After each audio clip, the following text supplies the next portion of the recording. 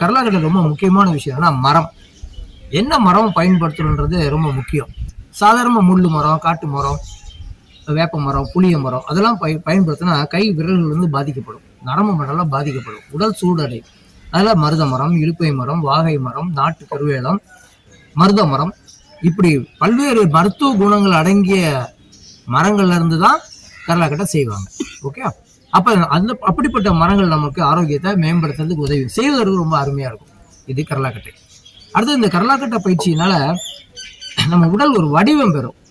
இப்போ ஜிம்முக்கு போனீங்கன்னா பர்டிகுலரா ஒரு சாதையை நீங்க பலப்படுத்தலாம். செஸ்ட்டை மட்டும் ஏற்றலாம், பைசப்ஸ் மட்டும் ஏற்றலாம், ட்ரைசப்ஸ் ஏற்றலாம்.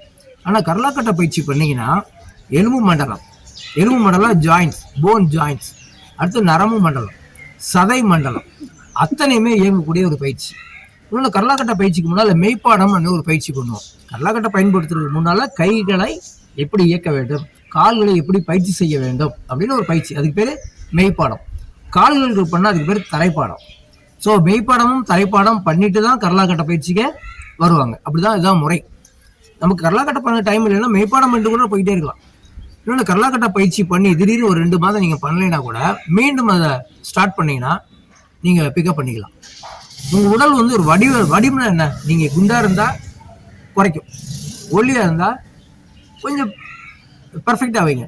ஸோ ஒரு வடிவம் அப்படின்னா பர்ஃபெக்டாக இருக்கிறது தான் வடிவம். அந்த வடிவத்தை கொடுக்கக்கூடிய தன்மை எதில் இருக்கு, கர்லாக்கட்டை பயிற்சி தான் இருக்கு. அதனால் கர்லாக்கட்டை பயிற்சி நம்ம தொடர்ந்து பண்ணுறதால நம்மளோட ஆரோக்கியம் மேம்படும்.